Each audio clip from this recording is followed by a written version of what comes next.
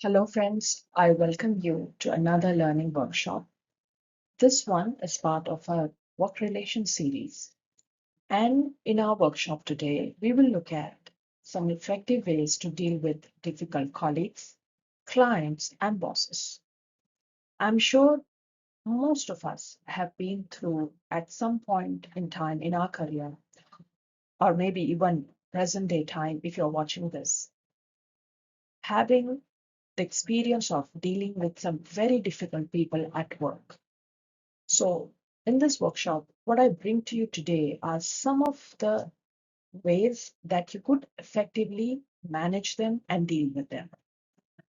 This one, friends, I get to you from my own experiences and certain things that I've learned over a very long period of time. I wish I had seen or learned this something way back when I was into my, workspace, just freshly out of college and sometimes even 5 years, 7 years down the line.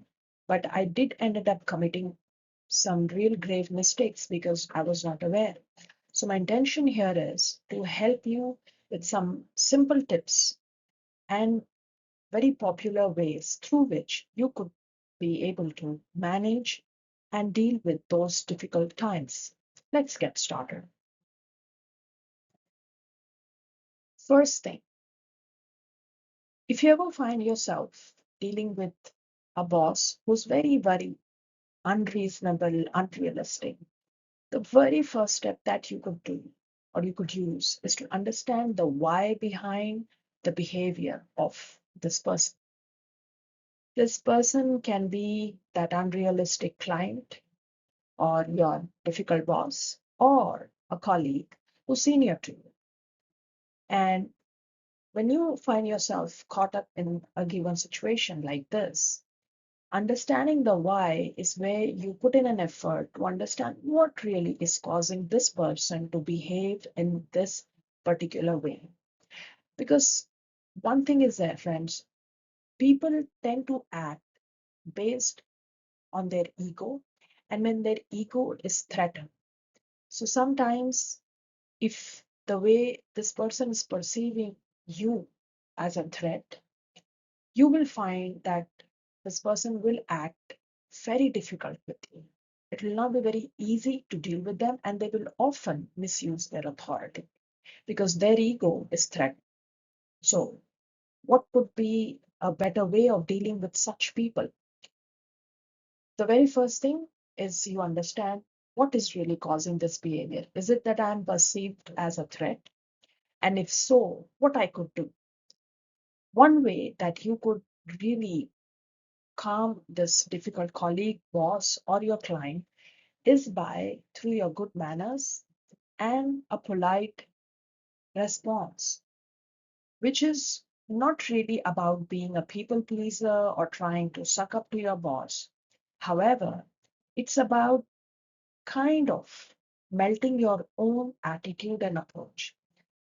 Sometimes we tend to behave in ways we may not really be able to see ourselves. How are we coming across to people? So if your boss tends to look at you as someone who's crossing their limits or can be a competition in the future or is a threat to the new changes that are happening in the organization, you will find that the authority will start to get further misused. You will be embroiled into a lot of political games. Instead, if you work on developing your interpersonal skills, you will find things will be way more easier to deal with. One other thing that you could do is also look at what you are doing, meaning just continuing of what I just said. Sometimes a recency effect, your own blind spots, your perception as a threat or being disloyal can make the other person who's in authority above you, it could be anyone, your colleague, your client, or your boss, tend to misuse their authority. One of the best ways to develop good interpersonal skills is to first understand your own self, understand your blind spots, understand how are you coming across, and also if has there been a recent event where in a manner you behaved, the way you spoke to, the way you replied in an email, how was that perceived as? These checks and filters can help you improvise your relationship with the person and build good interpersonal relations, which in turn can help you not just avoid conflicts, but also have a smooth progress because people often don't tend to really harm the other person. But in a workspace, we are all there for a collective organizational goal that we all intend to achieve through our various roles.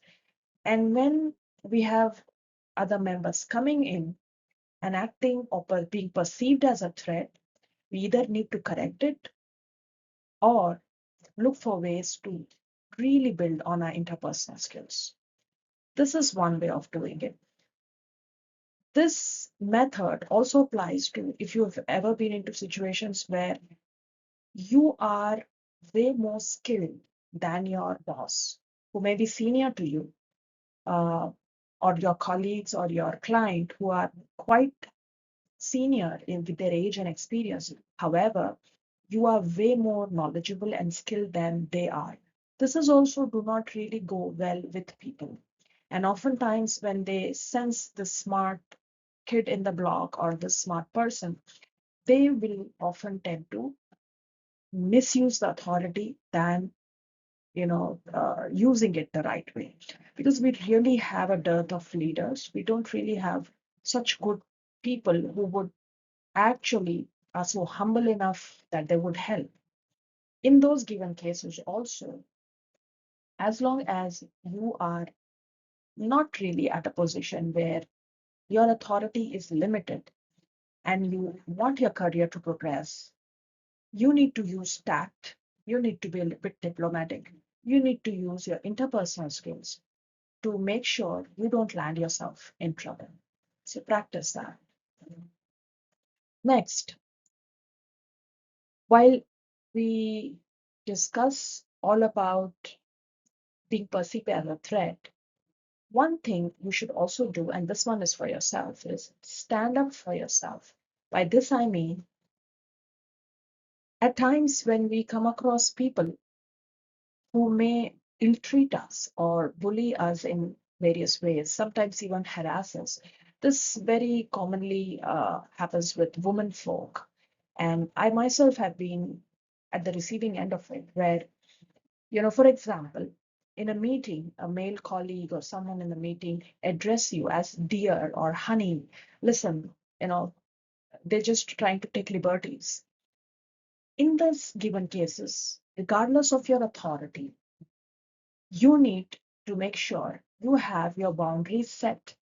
And if someone really calls you honey in a meeting, right there, you have the authority to stop the person and say, I don't like being called that. Please use my name. Standing up for ourselves also helps us, in a way, establish healthy boundaries and also convey to the people around us that there are certain things which are an absolute no-no for us. Because sometimes, specifically with women folk, many people tend to take undue advantage of their vulnerabilities and their own misuse of authorities. And to put that in check, the onus lies on you. Regardless of your gender, if you ever find yourself in such situations, stand up for yourself. One other way of dealing with your difficult colleagues or mean bosses and demanding clients is through demonstration of cost to the business. So let's say you are in a situation where you find your supervisors extremely unrealistic and making your life as tough as hell. And you have to escalate the issue to the higher authorities. Sometimes you may have to even skip the person in between. In that given case, when you present your case, you need to make sure that you cannot go to your supervisor's supervisor with your emotional story. Because remember, we are in an organization where we are collectively working towards the business objective of the organization where we are employed. So there are no personal relations here. So your emotional story of how bad you felt or how sad you are, it's not going to make any difference to anyone, not even to the person who's the most senior in the organization. However, if you want to put across the same story with the behavior of your boss or a colleague or a client, you need to cover that up, demonstrate that to the with facts and also to the point where you explain your story. How is it costing the business?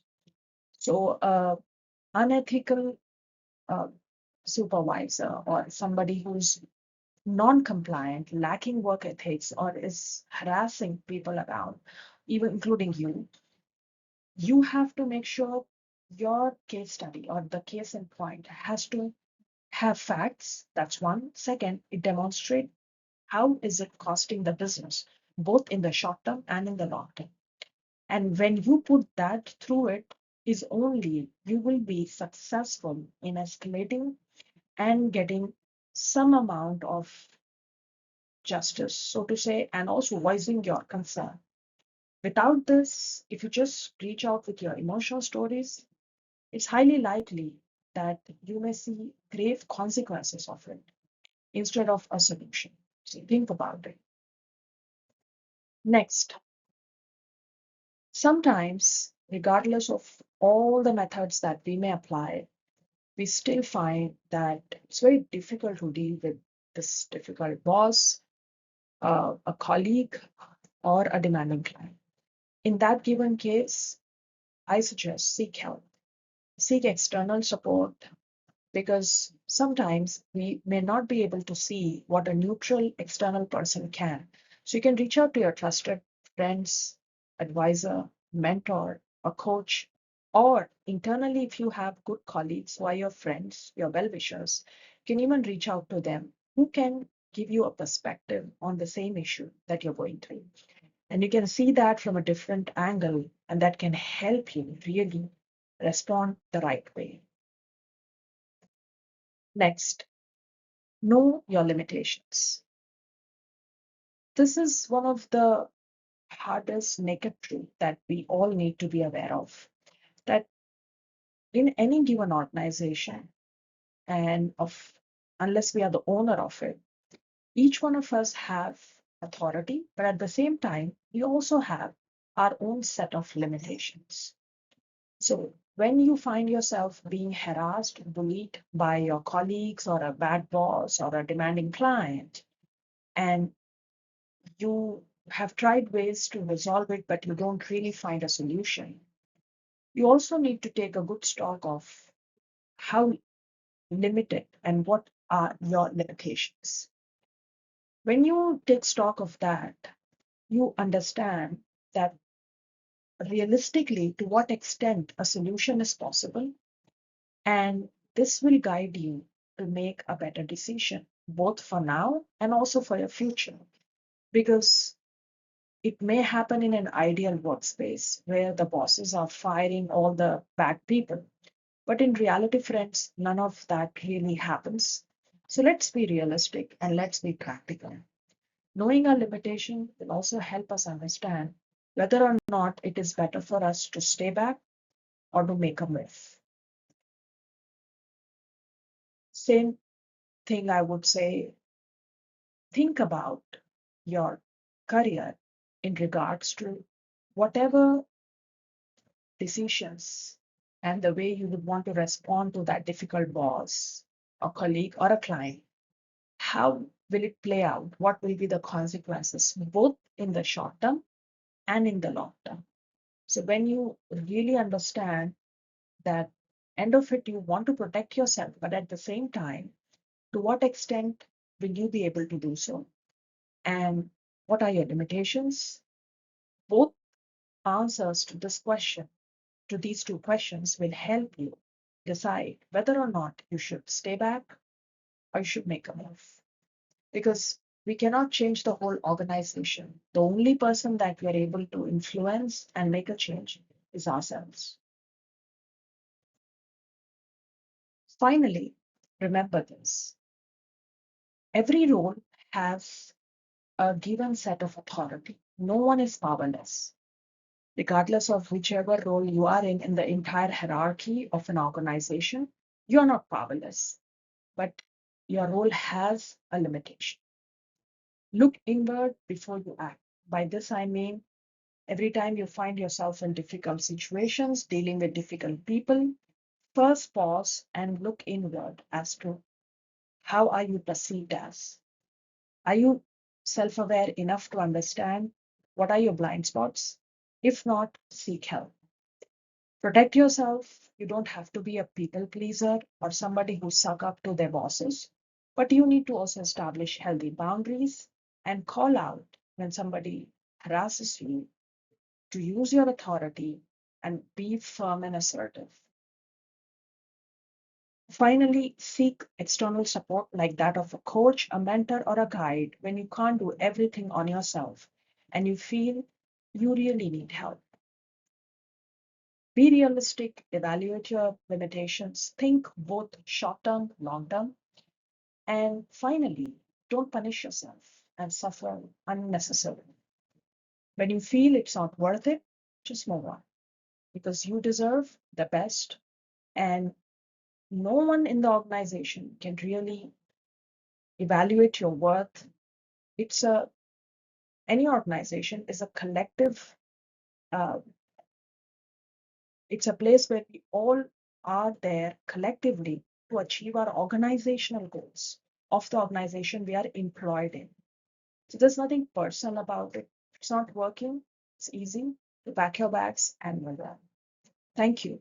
I hope with this simple yet practical ways, make note of it and apply it so that it helps you build your resiliency, progress in your career, and when you feel the time is not right, make that move. Thank you.